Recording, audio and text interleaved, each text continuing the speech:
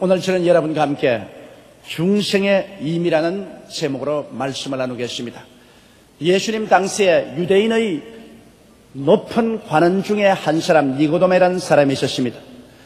유대인을 종교적으로 정치적으로 다스리는 오늘날 국회와 같은 산헤드린이라는 곳이 있었는데 니고데모는 바로 이 산헤드린의 존귀한 관원이었습니다. 그런데 그는 예수 그리스도의 생애를 살펴볼 때 도저히 사람으로서 할 수 없는 위대한 일들이 그를 통해서 이루어지는 것을 보고 편견 없이 이분이야말로 하나님이 함께하는 분이라는 것을 마음에 깊이 느꼈습니다. 산헤드린 회원들은 모두 다 예수 그리스도를 이단으로 낙인 찍었습니다. 그리고 예수 그리스도에 대해서 반대했습니다. 그러나 그는 공평한 마음으로 볼 때 절대로 하나님께로부터 오지 아니하시고는 이러한 일을 할 수가 없다고 생각해서 하루 저녁 모든 사람들이 다 잠든 틈에 그는 몰래 집에서 나와서 예수 그리스도의 계신 곳으로 찾아갔습니다. 그는 그림자진 곳을 지나서 사람들의 눈에 띄지 않게 몰래 예수교로 찾아갔어요.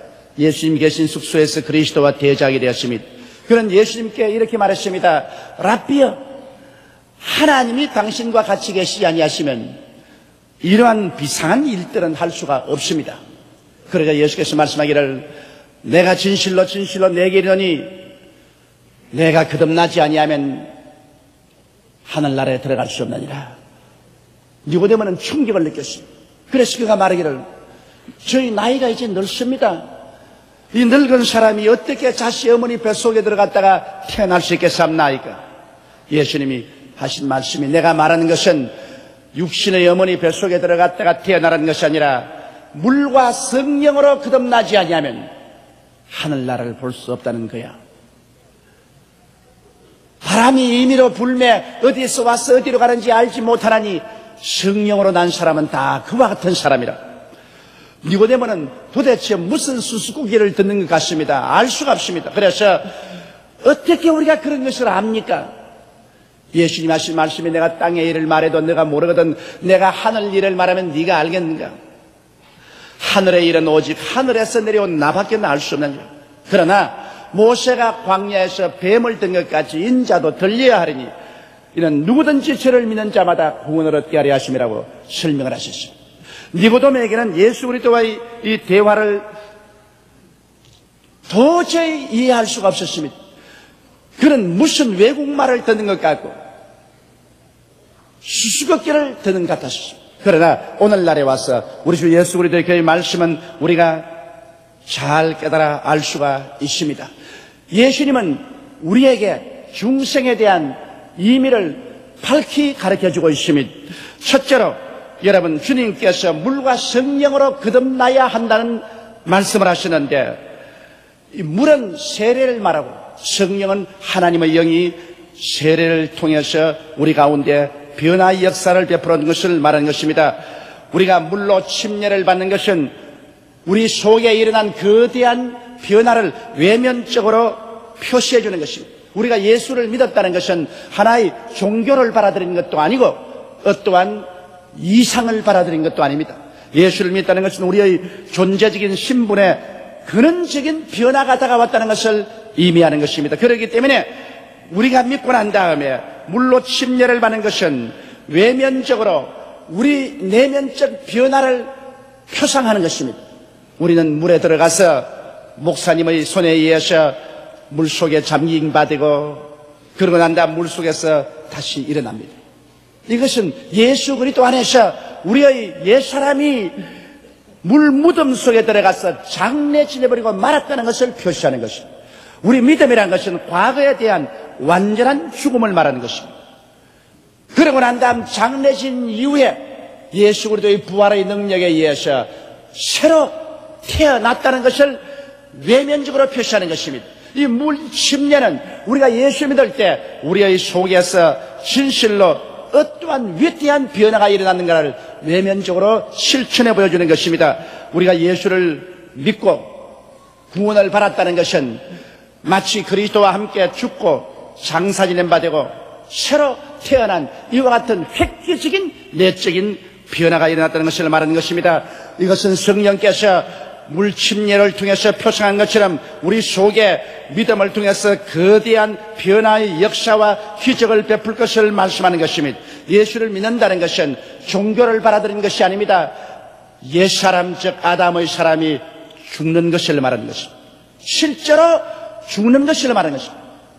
옛사람이 이제 옛사람으로서 존재를 거치는 것을 말합니다. 그러고 난 다음 아담의 삶에서 완전히 단절됩니다. 오늘날 육의 사람은 모두 다 육의 조상 아담의 혈통에서 태어나서 살고 있는데 예수를 믿음으로 말미암아 성령의 역사로서 그 아담의 삶의 모든 연결에서 끊어지는 것을 말하는 것입니다. 그리고 예수 그리스도의 부활에 참여해서 그리스도의 부활의 새 삶을 받아서 살도록 성령께서 우리의 삶 속에 그와 같은 위대한 실제적인 변화를 가져온다는 사실을 우리에게 깨닫게 하려고 그렇게 하시는 것입니다. 이러므로 예수를 믿는 것은 종교를 믿는 것이 아닙니다. 하나의 의식을 받아들이는 것이 아닙니다. 하나의 제도를 받아들이는 것도 아닙니다. 성령이 우리 속에 역사하여서 물침례 받을 때 우리가 외면적으로 보는 것처럼 완전히 죽고 장사지는 바 되어서 아담의 삶에서 단절되고 예수 그리스도의 부활에 참여하여 새 생명 가운데 살게 되는 역사가 실제로 우리 가운데 일어났다는 사실을 보여주는 것입니다. 결과적으로 우리는 세상과 마귀의 지배에서 벗어나 천국 백성이 됨을 확신하는 것입니다. 우리 세례를 통해서 하나님께서 마귀와 세상에서 건져내어 하나님의 사랑의 아들 나라로 옮겼다는 사실을 보여주는 것입니다. 이러기 때문에 물과 성령으로 거듭나지 않고는 하늘나라를 볼 수 없다는 것은 물과 성령으로 거듭나지 않은 사람은 세상과 마귀의 지배하에 있고 하나님의 아들 나라에 들어오지 않았기 때문에 하나님의 아들 나라의 세계와는 아무런 관계가 없기 때문인 것입니다. 그러므로 오늘 이 시간 여러분께서 마음문을 활짝 열고 예수 그리스도를 구주로 모시게 되었다는 그 한 사실이 여러분 속에 물과 성령으로 거듭나는 위대한 변화가 일어났다는 사실을 깨달아 알고 이것을 수용해야만 되는 것입니다. 여러분 옛사람은 이제 완전히 죽었습니다. 여러분의 옛사람은 장사지내버리고 마는 것입니다. 여러분은 그리스도 안에서 새롭게 태어나고 부활했습니다. 이것은 여러분의 힘과 능으로 되는 것이 아닙니다. 여러분의 수양과 도덕으로 되는 것도 아닙니다. 하나님의 성령이 이와 같은 변화를 여러분 속에 이루어 주었다는 것입니다. 하늘과 땅을 지으신 성령의 창조적인 역사가 우리의 속에 임하여서 그리스도로 말미암아 이 위대한 변화를 우리에게 가져오게 된 것입니다. 이러므로 예수를 믿는 것은 성령의 역사로 말미암아 변화된 삶을 사는 것이지 종교적인 수양이나 도덕으로서 우리가 믿는 것은 결코 아닌 것입니다. 이러므로 그리스도 예수를 믿자 말자 하나님의 성령이 여러분 속에 들어와서 이와 같은 큰 변화를 일으켜 주셨으므로 우리는 이것을 깨달아 알고 이 성령의 변화시킨 역사를 받아들여야 되는 것입니다. 성령께서 여러분을 이미 과거를 청산시키고 과거를 묻어버리고 새롭게 태어나게 하셨으므로 이제 여러분은 세상의 지배하에 있지 않습니다. 여러분은 마귀의 지배하에 있지도 않습니다. 여러분은 하나님의 사랑의 아들 나라로 옮겼습니다. 여러분은 하나님 아들 나라의 백성이 된 것인 것입니다. 여러분은 천국의 지배하에 놓여 있는 것입니다. 이러므로 다시는 세상과 마귀를 향해서 돌아가서는 안 됩니다. 세상과 마귀와 짝을 해서도 안 됩니다. 그 세계와는 이미 우리 영원한 단절을 가져왔습니다. 우리의 마음 중심에 이제 하나님이 계시고 예수님이 계십니다. 우리의 속사람은 이제 천국에 속해 있습니다. 우리는 성령의 불담과 불병과 안에 놓여 있는 것입니다. 성령의 능력에 의지해서 우리는 자고 깨고 숨쉬며 사는 것입니다. 성령으로 말미암아 그리스도를 찬미하고 하나님을 신뢰하면서 우리는 살아가고 있는 것입니다. 그러므로 세상 사람과는 너무나 판이한 삶을 삽니다. 우리는 완전히 새 사람이 되어버리고 마는 것입니다. 이러므로 이것을 바로 예수님께서 니고데모에게 설명한 것입니다. 니고데모는 이 사실을 도저히 이해할 수가 없었습니다. 그러나 오늘날에 와서는 우리는 예수 그리스도가 십자가에 못 박여 죽었다가 장사년 후 부활했기 때문에 이제는 이 진리를 밝히 깨달아 알 수가 있는 것입니다. 예수 그리스도로 말미암아 우리는 오늘날 다 중생하여 새 사람이 된 것을 믿으시면 아멘 하십시다. 둘째로, 중생한 사람들에게는 성찬을 통해서 중생한 사람들의 삶과 그 의미를 깊이 깨닫게 해주시는 것입니다. 여러분, 물과 성령으로 거듭난 사람을 위해서 아버지께서 차려주시는 천국의 식탁이 바로 성찬인 것입니다. 이 성찬은 그리스도의 고난에 동참하고 그 승리에 동참함을 의미하는 것이기 때문에 예수를 믿지 않은 사람은 참여할 자격이 없습니다. 또 예수를 믿지 않은 사람을 위해서 하나님은 이 거룩한 식탁을 예배해 주지 않습니다. 물과 성령으로 거듭나서 그 속에 성령께서 와 계시고 그 생명이 하늘나라에 속한 사람을 위해서 하나님께서는 이 성찬을 예배해 주는 것입니다. 우리는 성찬에 나와서 그리스도의 깨어진 몸을 먹고 그 흘리신 피를 마실 때 우리의 삶 속에 거대한 변화가 다가온 그 진리의 사실을 우리의 몸을 가지고서 확인하는 것입니다. 그것은 무엇입니까? 우리는 이제는 영원한 용서와 의를 선물로 받았다는 것을 성찬을 통해서 확인하는 것입니다. 그리스도의 깨어진 몸을 먹고 그 흘리신 피를 잔으로 마실 때 예수님께서 나의 죄를 대신 짊어지고 십자가에 올라가서 그 몸이 찢어지고 그 피를 흘리심으로 말미암아 나의 태어날 때부터 죽을 때까지의 일생의 죄를 원죄와 자범죄 다 합쳐서 주께서 청산했다는 사실을 우리가 받아들이는 것을 말하는 것입니다. 우리가 떡을 먹고 피를 마시는 것은 우리의 마음속에 이 진리를 받아들인다는 것을 천하에 선언하는 것입니다. 이렇기 때문에 성찬의 떡과 잔을 먹고 마실 때 우리의 마음속에 중생으로 말미암아 일어난 거대한 변화의 그 사실을 다시 한번 확인하는 것입니다. 이제 나는 더 이상 죄인이 아니요, 더 이상 죄의 포로도 아니라는 것입니다. 나는 용서받은 의인이요, 이제 하나님 앞에서 그리스도 안에서 당당하게 설 수 있는 자격을 얻었다는 사실을 공표하는 것입니다. 죄가 영원히 용서를 받고 영원한 의로움을 얻게 되고 영원한 구원을 받고 영원한 사랑과 은혜를 받았다는 사실을 성찬을 통해서 우리는 공표하는 것입니다. 그뿐 아니라 이 성찬의 떡을 먹고 잔을 마실 때 우리는 이제 죄악의 세상에서 정결함을 받아 거룩함의 은혜에 참여하게 되었다는 사실을 선언하는 것입니다. 베드로전서 4장 1절로 3절에 그리스도께서 이미 육체의 고난을 받으셨으니 너희도 같은 마음으로 갑옷을 삼으라. 이는 육체의 고난을 받은 자가 죄를 거쳤습니다. 육체의 고난을 받을 때 예수께서 모든 죄의 힘을 다 깨뜨려버리고 말한 것입니다. 죄의 권세를 깨뜨려버리고 말한 것입니다. 죄를 거쳐버렸습니다. 그러므로 성찬의 떡을 먹고 잔을 마실 때 나의 생애를 주장하던 모든 죄악의 힘은 깨뜨려졌다는 사실을 시인하는 것입니다.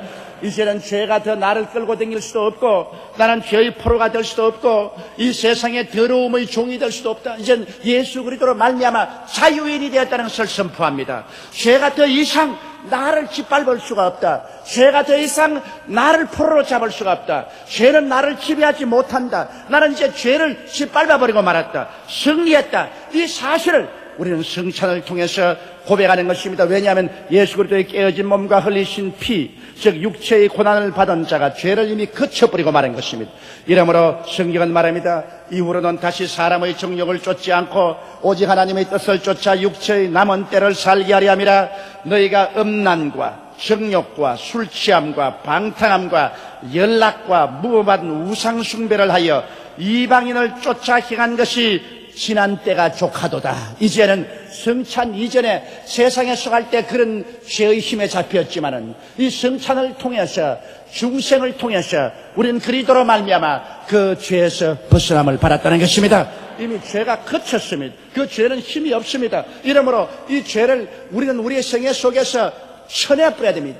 우리는 이 죄가 다가올 때 이 죄 항복해서는 안 됩니다. 나사렛 예수 이름으로 단호하게 대결하여 쫓아버려야 되는 것입니다. 왜냐하면 이 죄가 다시는 여러분을 지배하지 못합니다. 예수 그리스도 안에서 생명의 성령의 법이 죄와 사망의 법에서 여러분을 해방시켜버리고 말한 것입니다. 성찬의 떡과 잔을 마실 때 또 우리가 느끼는 것은 우리는 치료의 은혜의 축복에 참여한다는 것을 고백하는 것입니다. 예수께서 그 몸이 찢기고 피를 흘릴 때 우리의 모든 병을 대신 짊어졌다는 것입니다. 그러므로 그 찢어진 살점 하나마다, 흘리신 빗방울마다 우리의 모든 질병을 청산하기 위한 대가가 되고, 그를 통해서 치료가 넘쳐납니다. 내가 그 떡을 먹을 때 치료를 먹는 것입니다. 내가 그 잔을 마실 때 그리스도의 치료의 잔을 마셔드리는 것입니다. 이를 통해서 우리는 이제 옛날 죄악과 마귀로 말미암아 다가온 무수한 심신의 질병에서 해방이 되었다는 사실을 우리는 성찬을 통해서 시인하는 것입니다. 또 성찬의 떡과 잔을 먹고 마실 때 중생한 우리들은 이제 이를 통해서 하나님의 깊고 넓고 놀라운 축복의 은혜에 참여한다는 사실을 시인하는 것입니다. 고린도후서 8장 9절에 우리 주 예수 그리스도의 은혜를 너희가 알거니와 부유하신 자로서 너희를 위하여 가난하게 되심은 그의 가난함을 인하여 너희로 부유케 하려 하심이라고 말씀하는 것입니다. 그 부유하신 예수님께서 이 땅에 오셔서 말구유에서 태어나 누우시고 33년 동안에 풍찬 노식을 하시면서 온갖 고통을 다 당하셨습니다. 그것은 우리의 모든 가난과 낭패와 실망과 저주를 몸으로 다 갚으시고 십자가에서 청산하셔서 우리에게 아브라함의 복을 주시기 위한 것임이라고 말씀하는 것입니다. 이러므로 성찬의 떡을 먹고 피를 마실 때 나의 모든 저주, 나의 모든 낭패와 실망과 가난은 예수 그리스도로 말미암아 청산되고 나는 그리스도로 말미암아 하나님의 부여와 축복을 받아들인다는 사실을 고백하는 것입니다. 성찬의 떡을 먹고 마실 때마다 나는 복받은 사람입니다. 나는 그리스도로 말미암아 이제는 저주에서 자유인이 되었습니다. 하나님의 은총과 축복 속에 삽니다 하는 것을 고백하는 것이 되는 것입니다. 그뿐 아니라 이제 성찬의 떡과 잔을 먹고 마실 때 나는 그리스도의 생명에 참여하여 이제 부활의 영광스러운 날에 나도 부활할 것을 확신합니다는 것을 실만 고백하는 것입니다. 요한복음 6장 54절에 보면 내 살을 먹고 내 피를 마시는 자는 영생을 가지고 마지막 날에 내가 그를 다시 살리리니라고 말씀하는 것입니다. 이러므로 내가 이 살을 먹을 때 나는 중생에서 영생을 얻었습니다. 이 잔을 마실 때 나는 영생을 얻은 사람입니다. 나는 그리스도의 오시는 날에 부활의 생명을 얻어서 주와 함께 영원히 살 사람입니다 하는 것을 고백하는 신앙인 것입니다. 이러므로 우리가 성찬을 대할 때 우리가 마음속에 확실해야 될 것은 이 육의 몸이 신령한 몸으로, 이 약한 몸이 강한 몸으로, 이 추한 몸이 영화로운 몸으로 변화되어 그리스도와 함께 새 하늘과 새 땅과 새 예루살렘을 상속으로 받게 된다는 이 사실을 우리는 확실한 마음의 고백을 가져야 될 것입니다. 이것이 바로 중생한 결과로 우리가 그리스도의 성찬에 참여하는 축복의 의미인 것입니다. 중생에서 우리가 어떻게 변화된가 사실을 세례로서 확인한 것과 같이 우리는 성찬을 통하여 우리가 어떻게 새 사람이 되어 사는가를 마음속에 깊이 확인해야 되는 것입니다. 셋째로 이제 우리의 중생은 주님께서 결혼에 비유해서 말씀을 해주시고 있는 것입니다. 로마서 7장 1절로 3절에 형제들아 내가 법아는 자들에게 말하노니 너희는 율법이 사람의 살 동안만 그를 주관한 줄 알지 못하느냐. 남편이 있는 여인이 그 남편 생전의 법으로 그에게 매인 바 되나니 만일 그 남편이 죽으면 남편의 법에서 벗어나느니라. 그러므로 만일 그 남편 생전에 다른 남자에게 가면 음부라 이르되 남편이 죽으면 그 법에서 자유케 되하니 다른 남자에게 갈지라도 음부가 되지 아니하니라. 중생의 복을 결혼에 비유해서 여기 하나님께서 말씀하고 있는 것입니다. 여러분, 우리가 중생하기 전에 세상의 육신의 사람으로 살 때는 나쁜 남편인 율법과 마귀의 밑에서 사는 것으로 비유되어 있습니다. 우리는 육의 사람들은 모두 다 이 세상에 마귀와 율법의 남편을 섬기고 있습니다. 이 마귀와 율법의 남편은 사사건건이 정죄하고 사사건건이 간섭을 하고 언제나 부정적이고 핥히고 도적질하고 죽이고 멸망시키려고 하는 것입니다. 그러므로 그런 삶은 바로 지옥과 같은 삶입니다. 여러분, 우리 육신도 그렇지 않습니까? 못된 남편 만나서 살게 되면 사는 것이 아니라 죽는 것과 같습니다. 사사건건이 간섭하고 부정적이고 손찌검하고 발길로 차고 사람을 고통을 줍니다. 그와 같은 남편하고 사는 것은 하루를 사는 것이 천년을 사는 것 같을 것입니다. 사는 것보다 오히려 죽었으면 좋겠다고 생각하는지 모르겠습니다. 우리가 육으로 살 때는 영적으로 마귀와 율법을 남편으로 삼고 살기 때문에 율법은 끊임없이 우리의 잘못을 지적하고 우리를 정죄하고 마귀는 끊임없이 우리를 도적질하고 죽이고 멸망시키는 일을 했습니다. 그 가운데서 우리들은 고통을 당하면서 죽지 못해서 살고 있었습니다. 오라 나는 공고한 사람이로다. 이 사망의 몸에서 누가 나를 건져내랴. 구원할 자를 찾아봐도 아무도 우리를 건져내 주거나 찰 사람이 없었습니다. 그러나 여기에 놀라운 복음이 전파되었습니다. 예수 그리스도를 통해서 우리는 죽고 다시 태어날 수 있다는 것입니다. 하나님의 아들 예수님이 오셔서 십자가에 몸을 찢고 피를 흘리시고 죽으셨 장사되는 이후에 사흘 만에 부활하셨으므로 이 예수를 구주로 모시면 신기하게 우리가 세상에서 죽어버리고 세상의 남편인 마귀와 율법에서 죽어버리고 장사해버리고 그리스도 안에서 새로 태어날 수 있다는 아름다운 복음이 전파되고 있는 것입니다. 이 얼마나 좋은 복음입니까? 육신으로도 여러분 못된 남편 만나 사는 사람 죽어서 그 법에서 벗어나서 다시 환생해서 좋은 데 시집가서 산다면 얼마나 좋겠습니까? 그러나 육신으로는 그 불가능한 일인 것입니다. 그러나 영적으로는 못된 남편인 율법과 마귀의 밑에서 신음하고 고생하다가 예수를 구주로 모시게 되면 하나님의 기적으로 말미암아 예수님을 통하여 마귀와 율법의 세상에서 죽어버리고 마는 것입니다. 마귀의 나라의 호적의 빨간 줄이 그어지고 이제는 관계가 완전히 단절되어 버리고 마는 것입니다. 그러므로 오늘 누구든지 예수를 구주로 믿으면 마귀 남편에서 죽어버린 것입니다. 그리고 세상의 마귀의 호적에서 빨간 줄이 꺼지고 해방을 얻고 마는 것입니다. 마귀의 세계에서는 알고 이제 내 아내가 죽었다. 그래서 마귀와 율법은 우리를 장사질해버리고 마는 것입니다. 그러나 놀라운 것은 그리스도를 믿음으로 말미암아 마귀와 세상에 대해서 죽어버린 우리들은 죽어서 장사돼버리고 그 자리에 썩어버린 것이 아니라 예수 그리스도의 부활을 통하여 다시 새 사람으로 태어나는 것입니다. 환생하여 새 사람이 되는 것입니다. 그리고 그 다음에는 새 사람이 되었는데 혼자 살 수는 없습니다. 우리는 너무나 좋은 신랑 예수님의 신부로서 시집을 가게 되는 것입니다.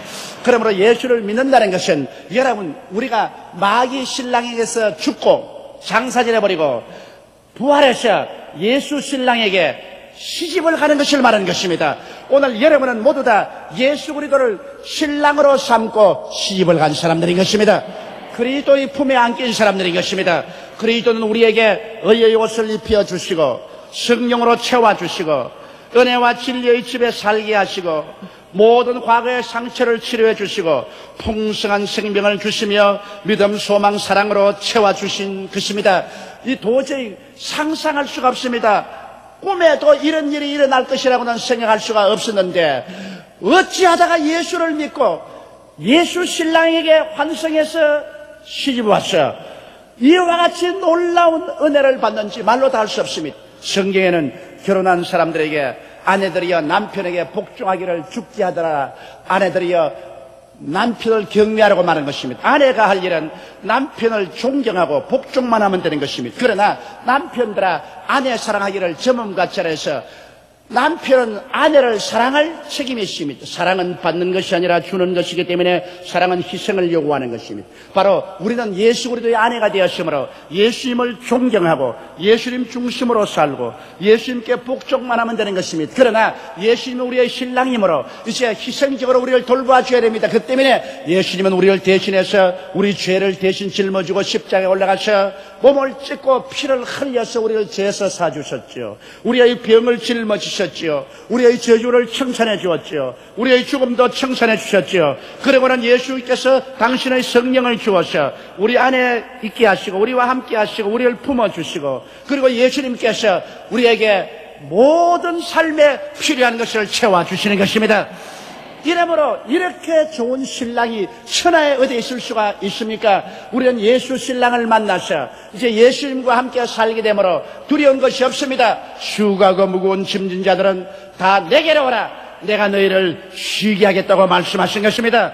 그러므로 예수님의 사랑은 지금부터 영원까지 우리와 같이 하시는 것입니다. 우리가 예수님을 믿고 거듭났다 혹은 중생했다는 뜻은 바로 이와 같은 의미가 그 속에 있는 것입니다. 그러므로 고린도후서 5장 11절에 그런즉 누구든지 그리스도 안에 있으면 새로운 피조물이라 이전 것은 지나갔으니 보라 새 것이 되었도다. 물과 성령으로 거듭나서 새롭게 되었으며 성찬을 통해서 새롭게 된 것을 확인했으며 그리스도와 결혼함으로 말미암아 옛날 마귀 신랑 만나서 당하던 구박과 서름과 고통을 꿈에 본 듯 잊어버리고 예수 그리스도 안에서 새롭게 된 자기를 새롭게 된 삶의 환경 속에서 새로운 믿음, 소망, 사랑 가운데서 살게 되신 것입니다. 이것이 바로 예수 믿는 것입니다. 이것이 바로 거듭났다는 의미인 것입니다. 이것이 바로 중생한 사람의 행복인 것입니다. 예수께서 니고데모에게 설명한 것이 바로 이 사실인 것입니다. 종교가 아닙니다. 율법이 아닙니다. 의식이 아닙니다. 취향과 도덕이 아닙니다. 나를 믿는 사람은 완전히 새 사람이 되어 하늘나라에 속하는 새로운 삶을 하게 됩니다 하는 것을 니고데모에게 가르쳐 준 것입니다. 니고데모는 예수 그리스도의 말씀을 듣고 어리벙벙해서 무슨 의미인지 몰랐지만은 십자가 이후에 선 우리들은 그리스도의 말씀을 명명백백하게 깨달을 수가 있는 것입니다. 여러분은 다 예수 사람, 예수 신부들로서 그리스도와 함께 이제는 내일은 오늘보다, 다음 달은 근본 달보다, 영원한 미래는 영원한 과거보다 영원히 좋아진 삶을 가지고서 눈물과 근심과 탄식과 이별하는 것이나 공하는 것이나 앓는 것이나 죽는 것이 없는 새 하늘과 새 땅과 새 예루살렘에서 주와 함께 영원히 살게 되십니다. 우리 다 같이 고개 숙여 기도드리겠습니다. 전능하시고 거룩하신 아버지 하나님, 아버지 우리가 겸허하게 오늘 그리스도의 깨어진 몸과 흘리신 피에 참여할 때 중생한 자의 행복을 마음속에 깊이 받아들이게 도와주옵소서. 우리 주 예수님 이름으로 기도드리옵나이다. 아멘.